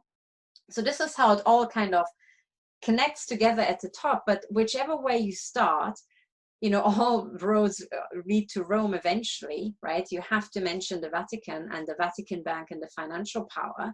And yes, the Zionists play into the whole thing, but the Zionists are just one criminal business plan around the world out of many. There's also the Skull and Bones people. There's a lot of people involved in this criminal conspiracy that are not Jewish. So I like to think of the Zionists as extremely important, but just one extremely important part of a much bigger thing that also includes the Catholic Church and so on, you know. So that's that. But then also there's a few more things I just would like to add so that I can complete this, because yes, by all means, yes. Especially the US component, because it is the US we started talking about. So first of all, let me go back, okay, and show people how the hell did I come across this, you know, the cartel signaling in the so-called Declaration of so-called Independence and the US Constitution. I was out in California working with an investigator, just entirely involved with direct energy weapons and non-consensual implants. And in the hotel in the evening, I was on my own. I was extremely bored. So I turned on the TV and they were playing National Treasure. It's a Hollywood movie that is plastered with Masonic cartel signaling, absolutely everywhere. But the entire story about of this Hollywood movie, you know, with high profile actors, is that the Constitution of the the Declaration of Independence of the United States is stolen by criminals.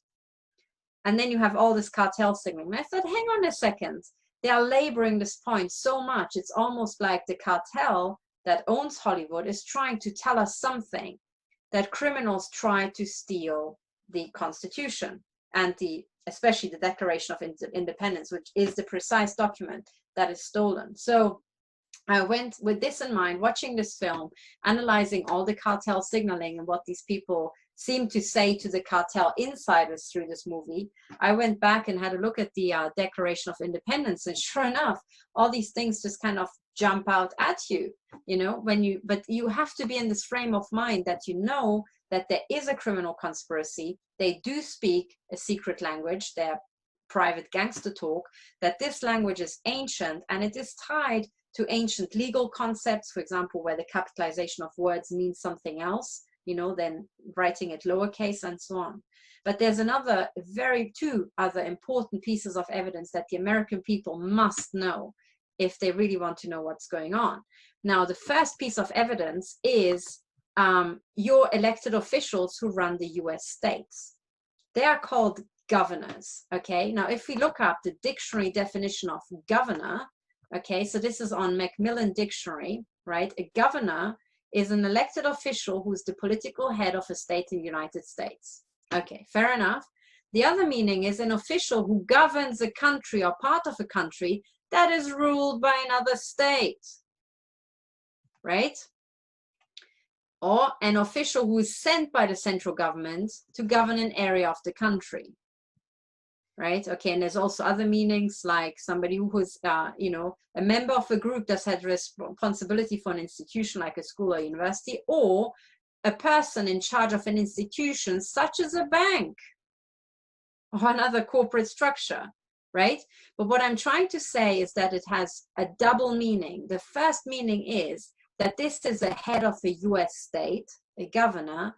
The second meaning is it's somebody who rules a territory owned by another country. So in other words, a governor is a head of a colony, okay?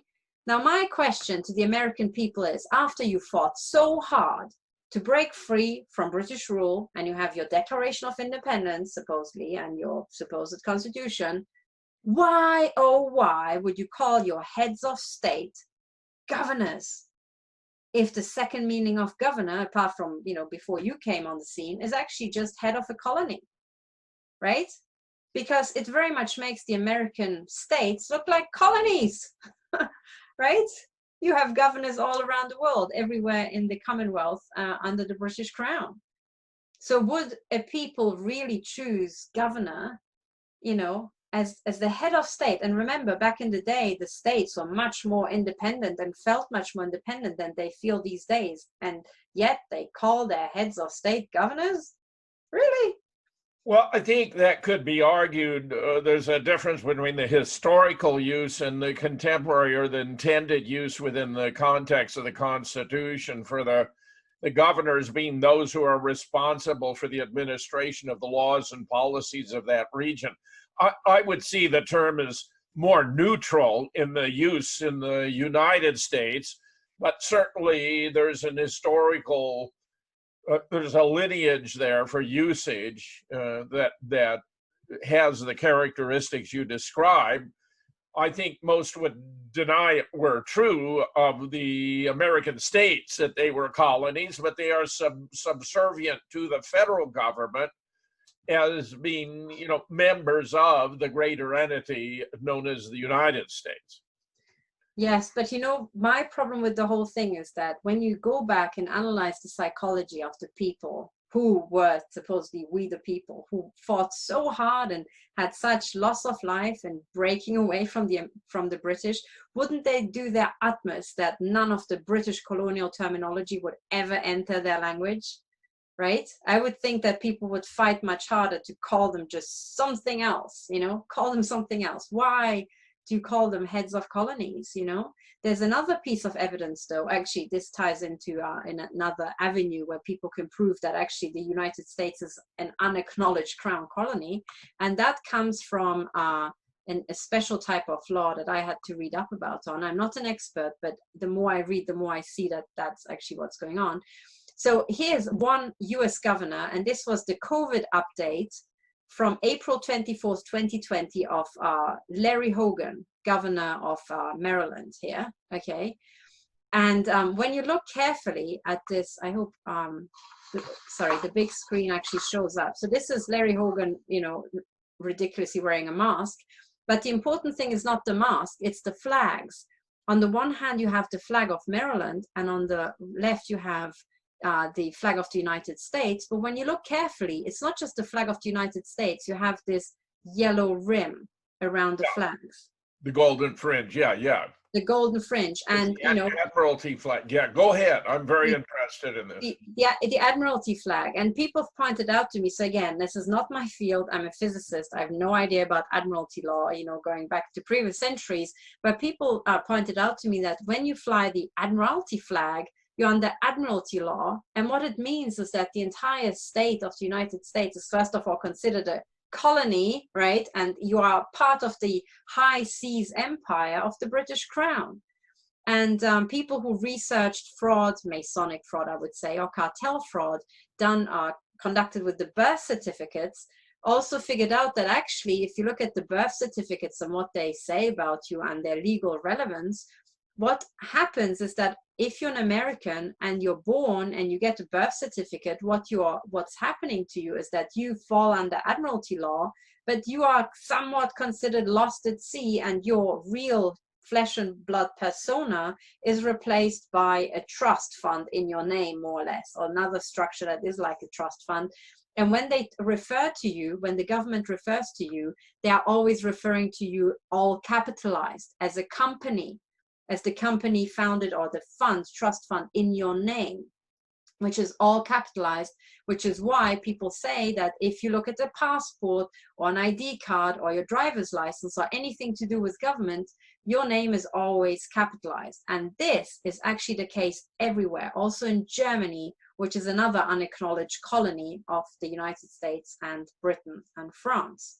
Okay, and there's other evidence, legal evidence from the state documents of Germany that prove that Germany is not an independent country. It is still under the occupational law of the Allies. Now, this is hugely important because when you put all these puzzle pieces together, right, certainly what you can prove is there seems to be circumstantial evidence that people tried very hard to subjugate you all and turn you into a colony. Okay, they plastered their secret symbolism over absolutely everything. Your flags, and if you look carefully, if Donald Trump speaks, I think now they removed the yellow fringe, I think from the press conferences, but when he's in the White House or under any formal occasions, there's always a yellow fringe, and there's always two versions of the flag.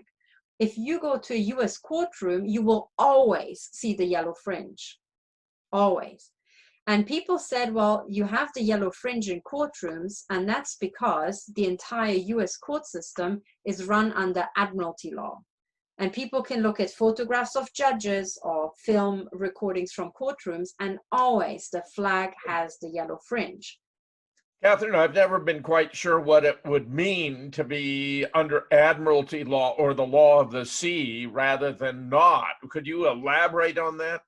As I understand, when a ship leaves the harbor and you are out in international waters, the captain has supreme rule over the cargo and I think this is how it is under Admiralty Law. So full responsibility, but also kind of almost like dictatorial powers. Back in the day, a captain of a ship could execute people, execute traitors, in case of a mutiny and so on and so on. So they can literally drop them overboard. And it had all kind of very strict legality and so on. But I think, as I understand from other researchers, the trick that the Masons certainly tried to play on everybody is to say that actually the entire US land is almost like an island out in the high seas, And if you just say, okay, what happened to the people when they left the United Kingdom, or France or wherever to arrive at the United States? What if you just assume they were all lost at sea? No idea where they were. No idea. Are the people who arrived really the same people who left? Who knows, right? And some people say that there's, with the stroke of a pen, what they did is that they just assumed that unless an American says, hey, I'm here, I'm alive, and I'm the same person, they will assume by default that you're lost on the high seas. You never made it. And then they extended that to all the people who were born in the United States, because they said it's still just overseas, from the viewpoint of the British, right? You're all overseas. Heck knows what happened to you. You have to report back to the British Crown and say, hey, I'm here, I'm alive. I would like to have full title to my estate, And until you do that, you will be represented by this trust fund in your name, And I think people say it's a Sestu Kivi trust that's opened in your name, but it certainly is a fact that every single time you deal with government in Germany or in the United States, and also in other countries, the UK, for example, and even in Switzerland, your name is always capitalized. Always. Yeah, that's very interesting. And of course, what you're saying is highly consistent with what I've been intermittently told, though never sought to investigate myself, that the United States became a corporation in the early 20th century, as I recall. If you have, Wikipedia there at your fingertips, even though it's, politically biased in a Zionist direction, is there an entry there for United States Corporation? And what does it say in terms of defining the meaning thereof? Hang on. What I've just brought up, let me just, I haven't got Wikipedia, but let me just go back. There's one, so I was trying to look for sources because Wikipedia can always be modified, in subtle ways. Yeah. Oh, I know.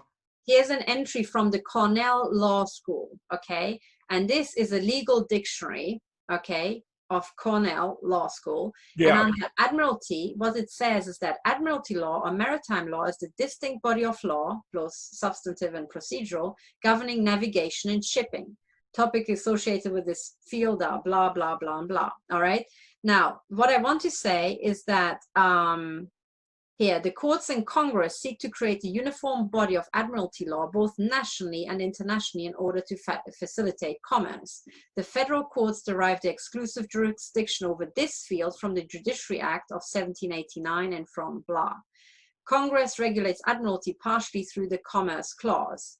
Here, American admiralty law formerly applied only to American tidal waves. It now extends to any waters navigatable within the United States for interstate and foreign commerce. Okay, but at some point it said that Admiralty Law was completely absorbed into US law. Hang on just a second. Admiralty Law in the United States developed from the British Admiralty courts present in most of the American colonies.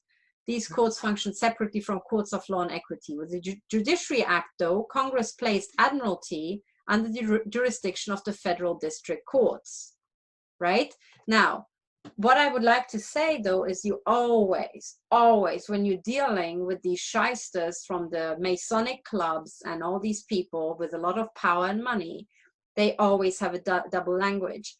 So when they say that Congress placed Admiralty under the jurisdiction of the federal district courts, most innocent, sensible people would think, oh, that means that they can adjudicate Admiralty law.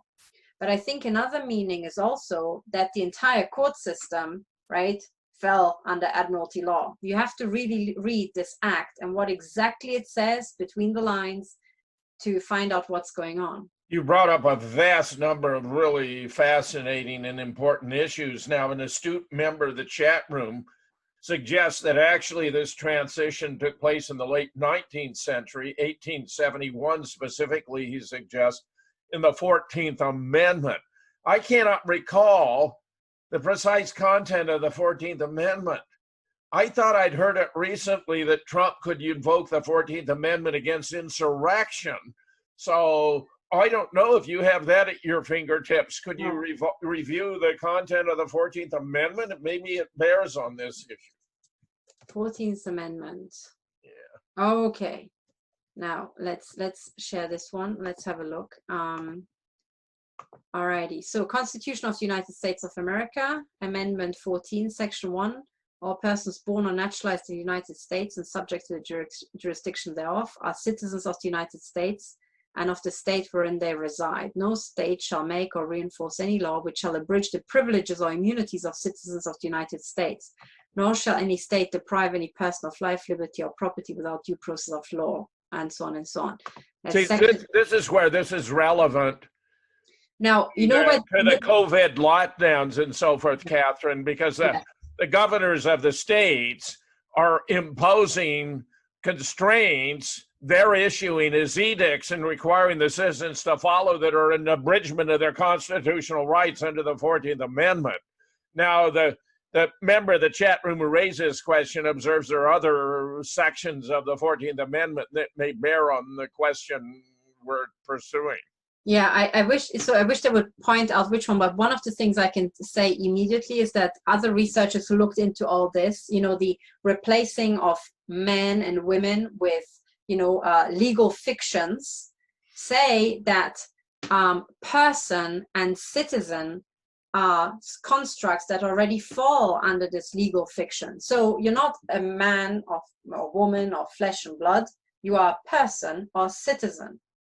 And the precise definition of citizen and person falls then back to legal dictionaries, for example, blacks, you know. Well, sorry. Well, a person is a human being at a stage of development where they have certain social and legal rights. That's why, you know, abortion legislation dictates, you know, that abortion is only murder if it involves a deliberate killing of another person that is wrongful. Because we can have the deliberate killing of persons in warfare, police performance of duty, and so forth that is not wrongful, and therefore does not qualify as murder. And the other line of argument is that the developing fetus does not become a person until at least the end of the second trimester, which I regard as a sound argument, and therefore abortion could not be, even though it's the deliberate killing of the developing entity, murder, because what's the entity whose life is being taken is not a person. Because, and that's why I view Roe v. Wade as really establishing the first primary right to life, with the incident of personhood at the end of the second trimester, principally justified on the biological or physiological basis of the ability to live independent of the uterine environment. It's a function of the development of the lungs, it turns out, not the heart and the brain. Yeah. You know, I think in all this, so there's all these different applications of it all, but originally, right, if you go back, because as I said, what I'm trying to explain to everybody is that I came to realize that all these distinctions, men and women, black or white, or foreigner or immigrant, or, you know, naturally born in one country, they don't matter as much as the distinction between cartel insider and cartel outsider. Wherever you go in the world, that is the biggest difference between us all, and that's the one that ultimately seems to matter. Now, to us cartel outsiders, all these words like person, citizen have one meaning, and to the cartel insiders, they have another meaning.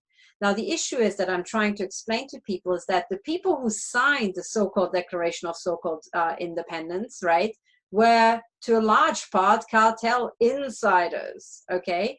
And therefore their words and their terminology, you have to go back to their cartel dictionary and find out what they really mean. One example that was brought home to me is if you go to the legal dictionary called Blacks and look at the 19th century early versions of law it, dictionary. A law dictionary, you have the definition of human, and the definition of human is that of a monster. Why is a human a monster? Well, what they meant is that the word human in their cartel insiders talk, right, in their jargon, is the marrying of a man or woman with this legal fiction. But you kind of morph in human, as in human rights, for example, you morph real men and women with this kind of like artificial legal construct, and you create a monster, okay? You create something that's not natural, all right? And that's what they mean. It's all self-referencing within their own legal shenanigans. And that's very important for human rights, because what they say is, oh, it doesn't really matter what you do to trust funds, you know, I mean, you can destroy them, reform them, merge them. Mwah. It's not, you know, the same big deal as killing people, right? So what the cartel tries to do is this kind of trickery with language and neurolinguistic programming and just plain deception. And when they talk, they mean one thing, and when we talk, we mean another thing. Now, ultimately, what matters is what do the people think and mean who have the power, right? We don't have the power, so what we think really doesn't matter. The only thing that matters is what do they think? What do they mean? And can we cotton on to some big deception, you know? Well, this is a fascinating piece of historical reconstruction, Catherine, which comes to me totally as a surprise. I had no idea we would move in this direction, but I love it. And of course, I'm engaged in trying to get history right regarding a host of events like JFK, 9/11, Wellstone, Sandy Hook, Boston bombing, and all that. And you know, the mythology that surrounds World War II. But this is an avenue that I've never pursued, and you've really opened a path. I'm going to share this with a number of scholars whom I hold in high regard for their take, because this is really fascinating stuff. The commentator raised a question about the 14th Amendment and so forth, suggests we have a difference between the United States, then all in caps, United States of America versus, you know, the mix of upper and lower case. And that's utterly consistent, of course, with your position. I don't know, does Wikipedia draw such distinction? I have to look. I really think so. It's like this. I really think that it's worth people's time to start thinking along these lines and investigating along these lines, because the more you look, the more you uncover, and the more you actually understand what is going on. Okay, so what I would like to say is, if your viewers or you, Jim, go away and spend some time investigating all this under this avenue, I think it will be worthwhile, and it will be actually a transferable skill, because you can transfer it straight to what happened in France, what happened in the UK and other places. Earlier in the show, you asked me, for example, what's the role of the Masons in world history? Well, I spoke to some Masons who were drunk enough to kind of blurt out stuff about secret Masonry law that otherwise they wouldn't be allowed to say. And one of the guys, these drunk guys, said, well, you know, the Freemasons organized and conducted the French Revolution. And if you look at the Declaration of the Rights of Man from the French Revolution, you've got Vatican cartel-signaling plastered all over it. Okay? Well, that's very interesting. I mean, from a historical perspective, I would say the French Revolution was one of the great moments of history in terms of a populist movement to establish a new form of government that was more responsive to the needs of the people. Maybe that's naive, but that's certainly, I would say, the predominant interpretation of the French Revolution, that it was a good thing. In which case, if that were correct, then the Masons would, if they were involved in fomenting the French Revolution, have in that instance at least done a good thing. On the other hand, the Bolshevik Revolution, slaughtering the Tsar's family and so forth, might be accounted something less than a good thing. And if Masons were involved, though generally it appears to be Jewish, revolutionaries who were responsible in that instance, Lenin, Trotsky, and the like. It's kind of fascinating to open it up this way, because I think many of us tend to focus more exclusively, say, on the role of the Zionists, who tend to be identified both ethnically or racially, as well as in terms of their ideology, which tends to be highly self-serving, and overlook the role of the Masons in the Catholic Church here. I've had a number of people over the years suggest to me that it was really the Catholics or the Jesuits who were responsible for one of the events that I at least was attributing to Zionists or to other parties. But it seems very consistent with your presentation that the Vatican may have an overarching role here that's far more profound than I at least have appreciated in the past. Well, the way to look at it is that you're looking at a global corporation, a global criminal business plan, where secret societies and secret services feature quite strongly. And secret societies, try to recruit people of similar backgrounds and so on, but they are ultimately just part of the same global cartel. So it's like, kind of feeling an elephant in darkness, and the designers hold on to the trunk and the Catholic Church is holding up, onto one of their back legs. And everybody is right, because yes, the Zionists are involved. Yes, the Catholic Church is involved. But then so are many others, like Skull and Bones, the Freemasons, that supposedly are not really neither Jewish nor, Catholic as such. They're, again, another separate force, So really the way to do it is to look at what people are involved and who they collaborate with at the highest level, right? And you will find that, for example, the Zionists, those people you can identify as quite clearly arch-Zionists, they will collaborate with leading Catholics and leading financial arms that are not necessarily Jewish, So I think all these groups are extremely important. And when you're studying one group, well, you will be referring to the Zionists, and that is completely correct. If you are, I think a lawyer we both know, Jim, she was saying that the Catholic Church has a major role in subverting the legal system in the United States, Yes. There's another comment from the chat room that Jesuits are actually crypto-Jews, which would, of course, make a tighter... Yeah, at the end of the day, I would say that they are all, on some level satanic, and Satanism is the fetishization and kind of like, what to call it, like systematic, I don't know, the fetishization of psychopathology. So ultimately, at the very top, the basic core, what we're dealing with is a network of psychopaths, okay? And some psychopaths happen to be Catholic and be in the pedophile Catholic network. Others happen to be Jewish and therefore have been recruited into the Jewish Zionist networks. Other, psychopaths are with Goldman Sachs, or they are just with the Masons. And, so there are all these feeding streams, or maybe they're in Hollywood, okay? And they just like torturing and raping children. So there are all these feeding avenues, but it's the same network at the very top. It's one big global monopoly. Okay, now, while we're on this topic, I would like to actually, because we're still on Constitution Day, and I would like to keep the focus on the United States, I would like to put one more piece of circumstantial evidence before your viewers, and that is the curious case of Benjamin Franklin. Before we go there, though, sorry, just briefly, it ties in with the 14th Amendment, okay?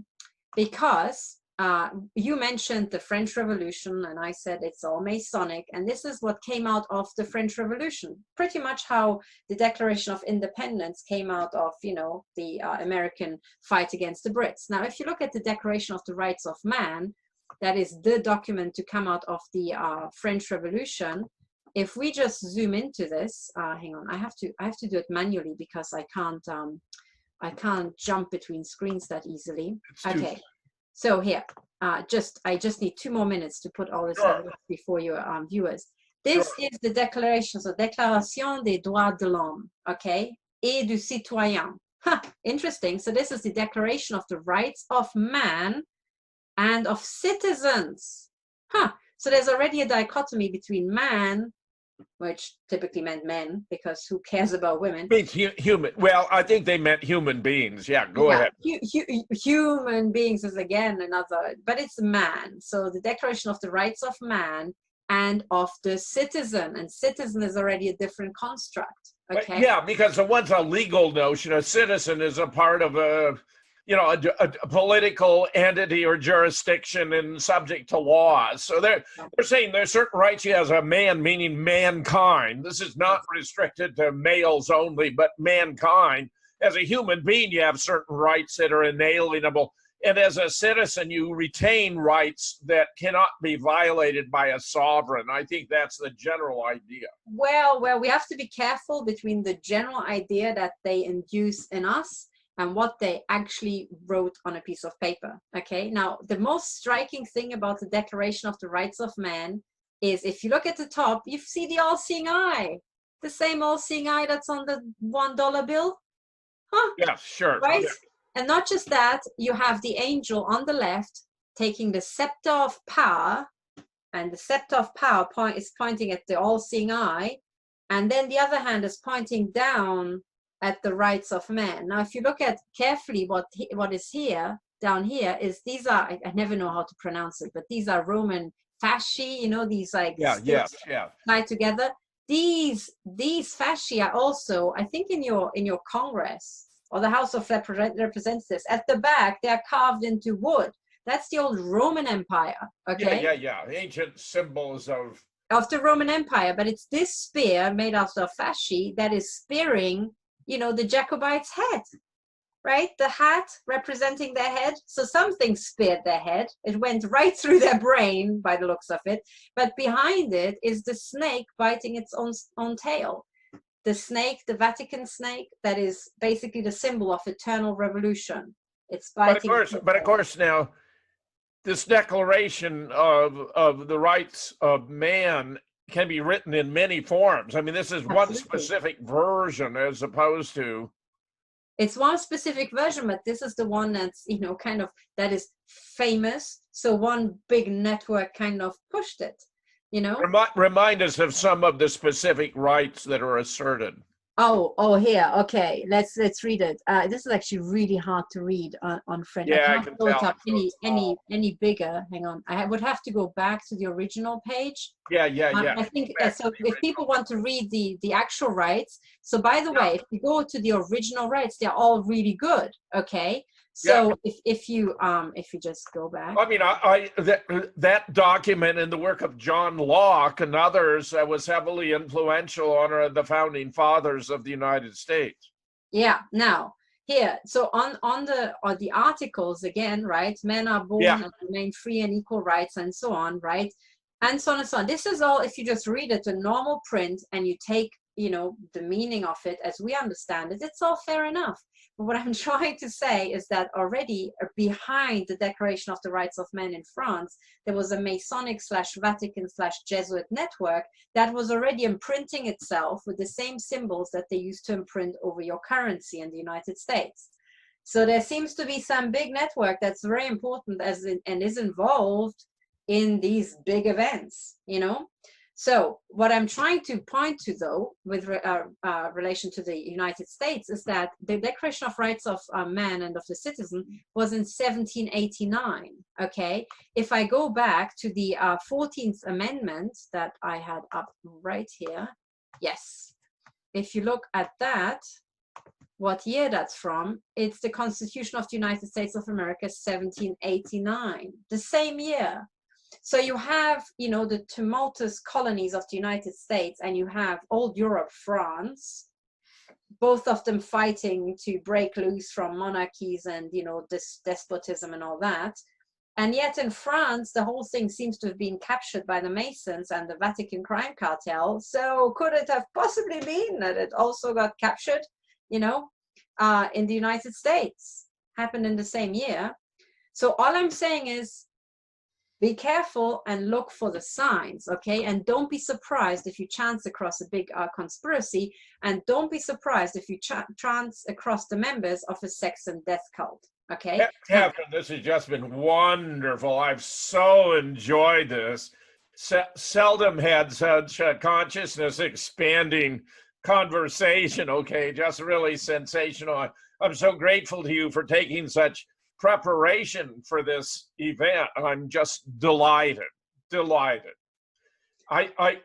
you have a final word before we conclude? I'm just final word, a final piece of evidence, and then I will shut up. But this is really smoking gun, people, and this is kind of very important to know, for especially for those people who read The Transformation of America, right? About the entire satanic background, the rape and murder of children and women and so on. Okay, you all know, your beloved Benjamin Franklin, but Benjamin Franklin was the Postmaster General, and I would like to submit to your viewers that being the Postmaster General back in those days was pretty much equivalent to being the head of NSA these days, because if you wanted to spy on communication, you spied on the post, right?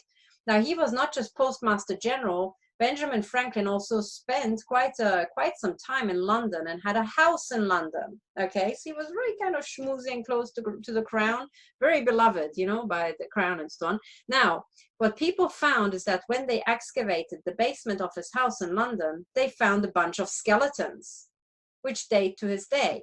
And I would like to share as final piece of evidence, the Smithsonian, right? The US Smithsonian here. It's the Smithsonian's website, Smithsonian.com. Why was Benjamin Franklin's basement filled with skeletons, right? Repairs on Franklin's old house, a London house, turned up 1,200 pieces of bone from at least 15 people.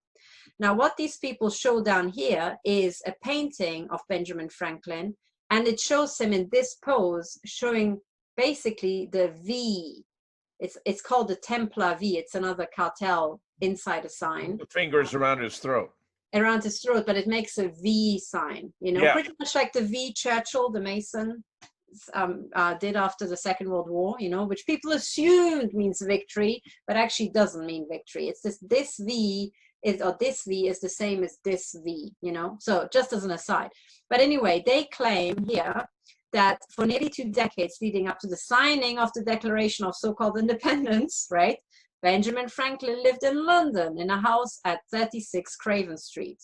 In 1776, Franklin left his English home to come back to America. More than 200 years later, 15 bodies were found in the basement, buried in a secret windowless room beneath the garden, right? Now, in this article by the Smithsonian, right, you can all read it for yourselves, and I can send you the link, Jim. What's suggested is that Benjamin Franklin studied anatomy, and he had corpses brought to his house to study, and then he just dumped them in the garden. But frankly, back in the day, that's not what you did. The same people who brought you the corpses could take it back to the hospital or to the university and get rid of the bodies. Why would you just dump 15 bodies in your own back garden? So what I'm submitting here is that actually Benjamin Franklin was part of that very same satanic sex and death cult, and that these people, in my view, most likely were murdered in satanic ritual human sacrifice. That's what I'm saying. That's fascinating. You'd have no reason to know, but a dear friend of mine, Mike Palachuk, did a book about me and Kevin Barrett, comparing us to the White Rose group in Germany, who of course came to a fateful end for their attempts to oppose fascism in Germany, because he felt we were opposing the emergence of fascism in the United States. And on one occasion, he was comparing us to the founding fathers, and he said he always thought of Kevin Barrett as John Adams and me as Benjamin Franklin. That's not really, I mean, once you know this, and you know what, once you know where to look, you see cartel signaling everywhere. Do you know the cartoon Futurama? There's an episode where the characters of Futurama travel back in time and meet Benjamin Franklin. And it's about the forgery of some early US dollar bills. And they say to Benjamin Franklin, is this one of yours? And in the cartoon, he looks at it and says, oh, it's littered with satanic symbolism. It looks like one of mine, but I don't think it is. And then they find out to actually forge the money. So you have all these little hints, and all the Hollywood movies, and like National Treasure, that was the movie I watched. And oh yes, National Treasure is the one which is about the theft of the Declaration of Independence. Right. And when you just look at how it's advertised, National Treasure with Nicolas Cage, you have the pyramid here and the all-seeing eye right there, the same all-seeing eye. So it's the same club, Jim, and yeah, they've been ruling us for a long time, and hopefully not past 2020. Well, Catherine, I think this is maybe the end of the conversation, but the beginning of an intellectual excursion, because I'm going to share this with a number of associates of mine and pursue these issues, and we'll continue this conversation on another occasion. I cannot thank you enough for being here tonight. It was just wonderful beyond words.